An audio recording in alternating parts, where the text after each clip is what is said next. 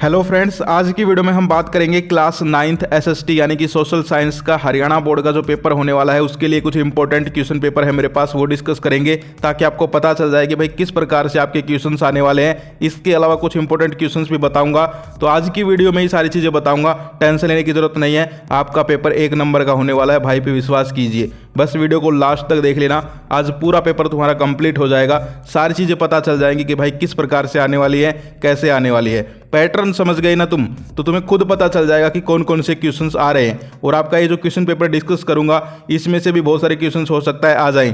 तो यहाँ पर जो है इसको कंप्लीट देख लेना वीडियो को।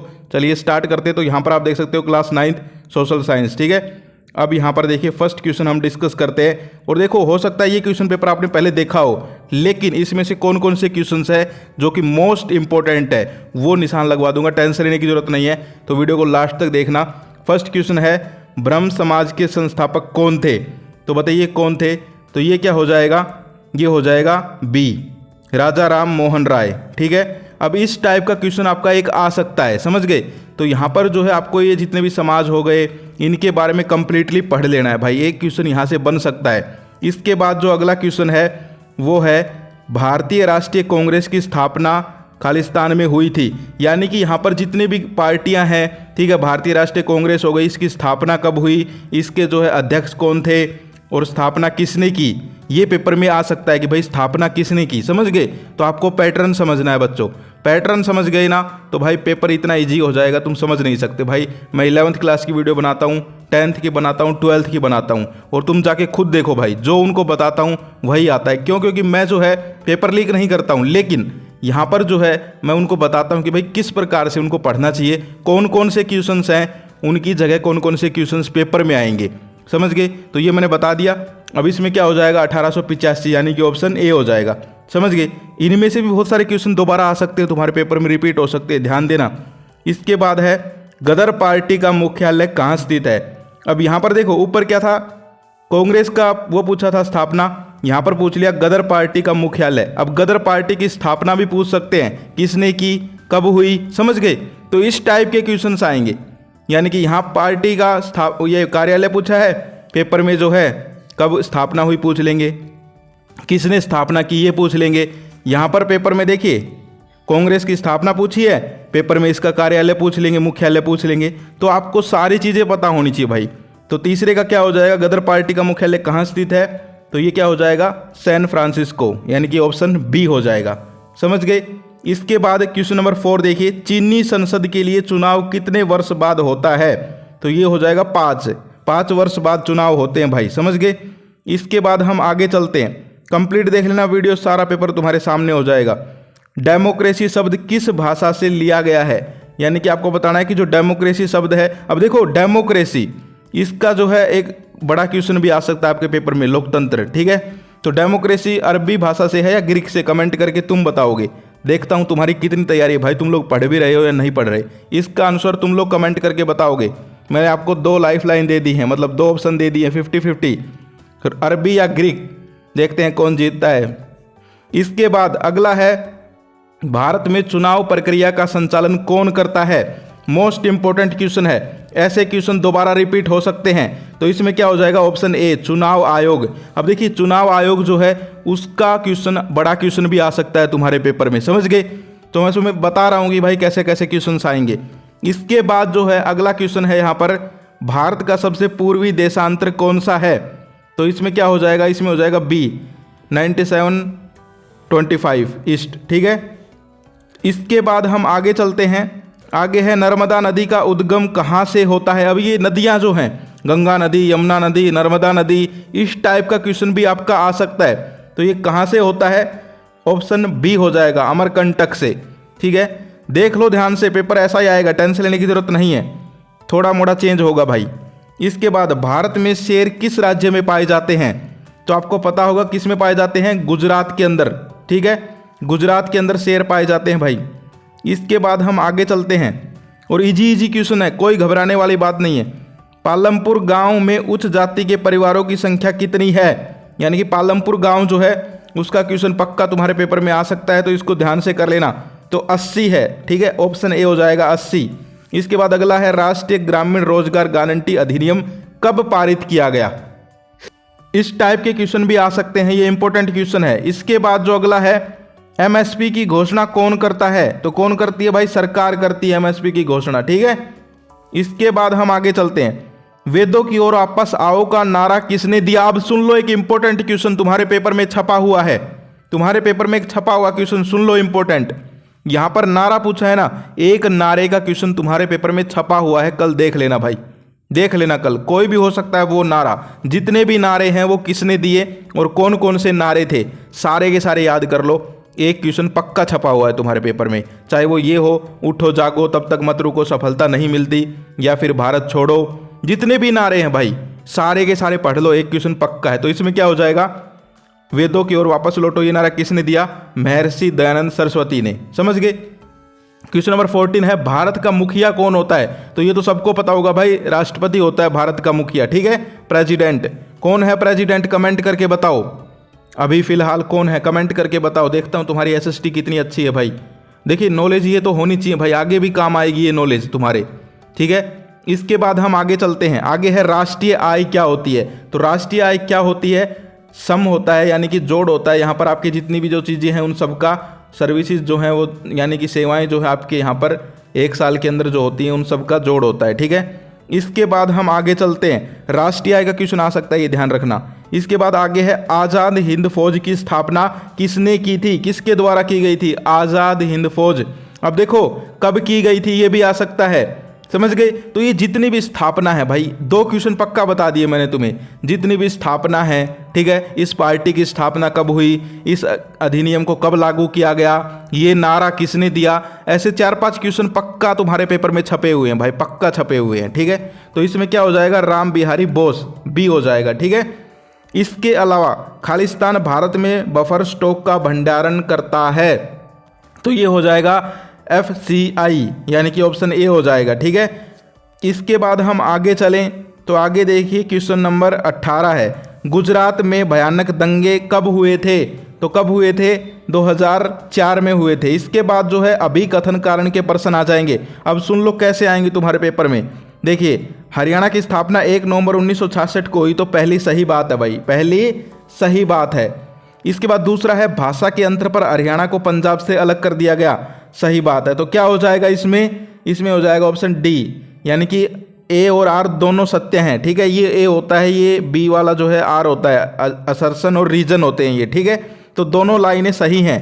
तुम्हें देखना कैसे है, कैसे करने असर्शन रीजन क्वेश्चन, पहले ऊपर वाली लाइन पढ़ना फिर नीचे वाली पढ़ना, दोनों सही हैं क्या, तो फिर सही कर देना, ठीक है। इसके बाद अगला चलते हैं, 20 वाला देखते हैं, ठीक है। इसमें है, भारत में लोग अपने प्रतिनिधि स्वयं चुनते हैं, तो बिल्कुल सही बात है भाई। आप लोग वोटिंग करते हो ना, खुद ही आप लोग जो है चुनाव करते हो कि भाई किसको प्रधानमंत्री बनाया जाए, किसको जो है MLA बनाया जाए, तो आप लोग खुद देखते हो यहाँ पर। इसके बाद भारत एक लोकतंत्र है, तो ये भी सही है, तो ये दोनों भी सही हैं भाई, ठीक है। इसमें भी डी हो जाएगा, ठीक है, इसमें डी होगा, ये ऑप्शन ही शायद इन्होंने गलत लिख रखे हैं, सही है, दोनों सत्य हैं, डी हो जाएगा। इसके बाद सेक्शन बी देखो, सेक्शन बी, अब सुन लो कौन कौन से क्वेश्चन, निशान लगवा देता हूं, देख लो। खुदीराम बोस पर एक संक्षिप्त टिप्पणी लिखे, ये क्वेश्चन तुम्हारा पेपर में आ सकता है, वरना इसकी जगह और जो जैसे सुभाष चंद्र बोस का आ सकता है। ध्यान से सुन लो, यहाँ पर खुदीराम बोस का है, तुम्हारे पेपर में सुभाष चंद्र बोस का क्वेश्चन आ सकता है। PDF नहीं दूंगा मैं कोई, यहीं पर बता रहा हूँ सारे क्वेश्चन जो तुम्हारे पेपर में आ सकते हैं। टाइम कम है, जो अब मैं बोल रहा हूँ ना, ये सारे क्वेश्चन तुम्हारे आएंगे। ध्यान से सुनो मैं क्या बोल रहा हूँ, वीडियो को भी देखते रहो और ध्यान से सुनते रहो। खुदीराम बोस पर एक संक्षिप्त टिप्पणी लिखे, ऐसा क्वेश्चन आएगा जिसमें तुमसे पूछ सकते हैं सुभाष चंद्र बोस पे टिप्पणी लिखो, महात्मा गांधी पे लिखो, समझ गए। तो जितनी भी महान महान विभूतियां हैं, महान महान लोग हैं हमारे जो तुम्हारे सिलेबस में, उन सब के बारे में पढ़ लो, 2 नंबर पक्के हो गए हैं, ठीक है।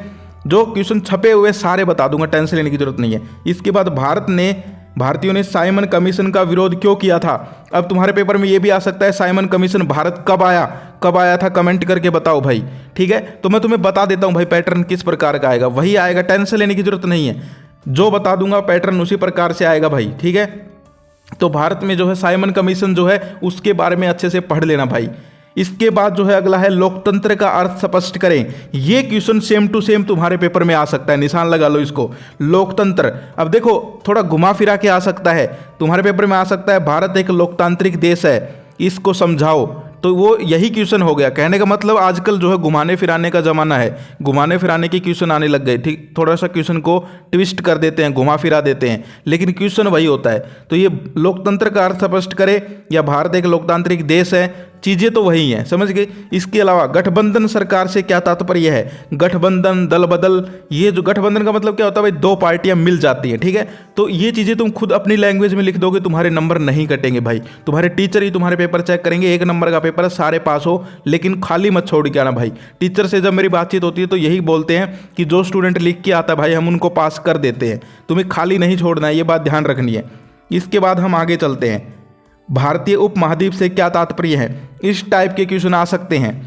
सदाबहार वनों की 2 विशेषताएं बताइए। सदाबहार वन, उष्णकटिबंधीय वन, जितने भी ये वन हैं तुम्हारे, इनके बारे में पढ़ लो भाई, इनकी 2 विशेषता, समझ गए। इसके अलावा खाद्य सुरक्षा से क्या तात्पर्य है? फूड सिक्योरिटी, ऐसे क्वेश्चन भी आते रहते हैं। गरीबी रेखा किसे कहते हैं? गरीबी रेखा का क्वेश्चन देख सकते हो आप लोग। यानी कि इस टाइप के क्वेश्चन सारे के सारे जो बता रहा हूं भाई पक्का कर लेना। इसके बाद केस बेस्ड क्वेश्चन आएगा भाई। केस बेस्ड में क्या करना है, आपको ये पूरा पैराग्राफ पढ़ना पड़ेगा। अब देखो इजी ट्रिक बता देता हूँ कैसे सोल्व करने होते हैं केस बेस्ड क्वेश्चन को। इजी ट्रिक सुन लो भाई, इजी ट्रिक सुन लोगे तो कोई दिक्कत तुम्हें नहीं आएगी, ठीक है।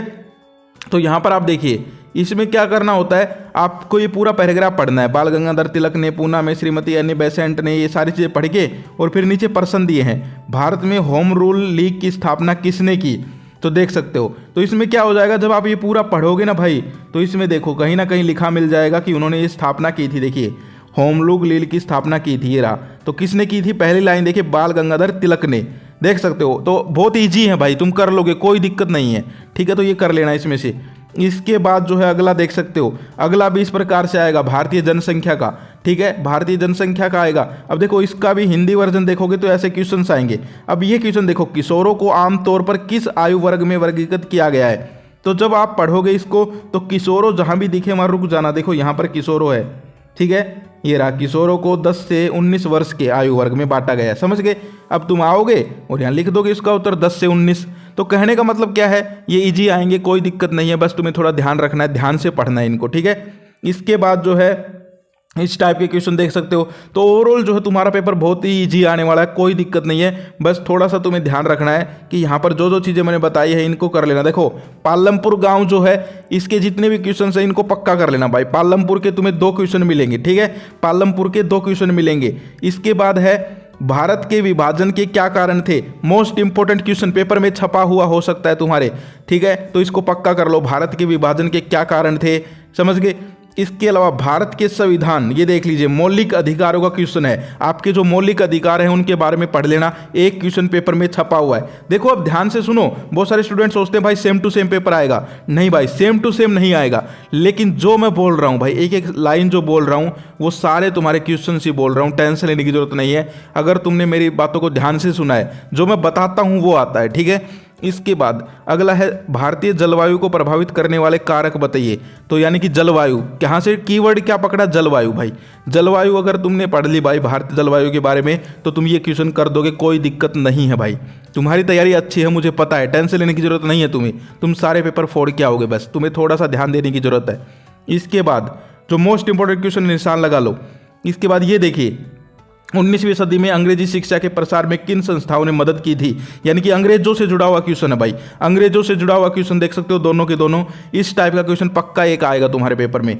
फिर देखो एक इंपॉर्टेंट क्वेश्चन, भारत की संविधान सभा के स्वरूप का वर्णन करें। तो भारत का संविधान, इसके जुड़े हुए 2-3 क्वेश्चन पक्का छपे हुए हैं तुम्हारे पेपर में, इनको पक्का कर लो भाई, पक्का कर लो इनको, ठीक है। इसके बाद हम आगे चले, जो इंपॉर्टेंट है मैं वही बताता हूँ।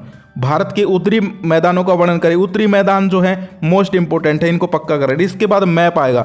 मैप देखो ऐसा ही आ सकता है भाई, दिल्ली लिखवा लेंगे आपसे, मेरठ पूछ लेंगे, ठीक है, कोरोमंडल तट पूछ लेंगे। अब दिल्ली की जगह तुमसे कोलकाता पूछ लेंगे, ठीक है, समझ गए। तो कहने का मतलब ऐसे ही आएंगे, जैसे दिल्ली हो गया, मुंबई हो गया, महाराष्ट्र, कोलकाता, तो इस टाइप के लिख लो भाई ये सारी चीज़ें। इसके बाद कोरोमंडल तट हो गया, ऐसे तुमसे पूछ लेंगे कि गिर गुजरात कहाँ है, गंगा नदी कहाँ है, यमुना कहाँ है, काजीरंगा राष्ट्रीय पार्क कहाँ है, ठीक है। इसके अलावा सरिस्का पार्क कहाँ है, इस टाइप के जो है क्वेश्चंस तुमसे पूछेंगे।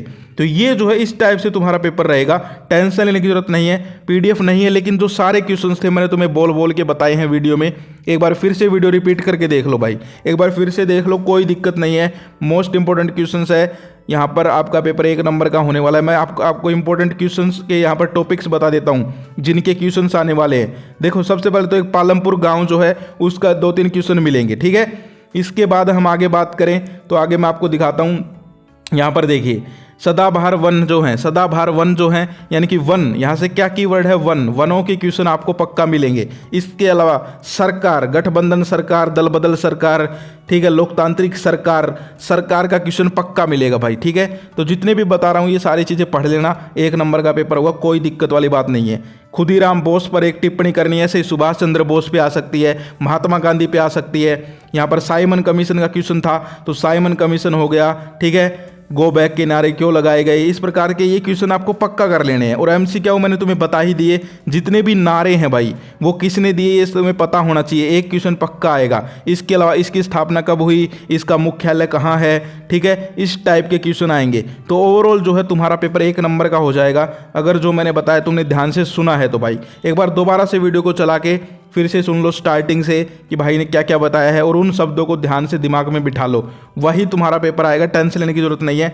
और ये मत सोचना कि सेम टू सेम ऐसा आएगा, ये पेपर नहीं है। लेकिन जो पेपर है वो मैंने तुम्हें बता दिया कि किस प्रकार से किस पैटर्न पे आने वाला है, समझ गए। तो ये सारी की सारी चीज़ें भाई आप लोग पक्का कर लीजिए। ये आज की वीडियो थी, कमेंट करके बताना जब पेपर हो जाए कितना अच्छा तुम्हारा पेपर होता है, और नेक्स्ट वीडियो किसके सब्जेक्ट की बनानी है कमेंट करके बता दो। तो ये थी आज की वीडियो, आज के लिए इतना ही, फिर मिलते हैं। जय हिंद, जय भारत, ऑल द बेस्ट।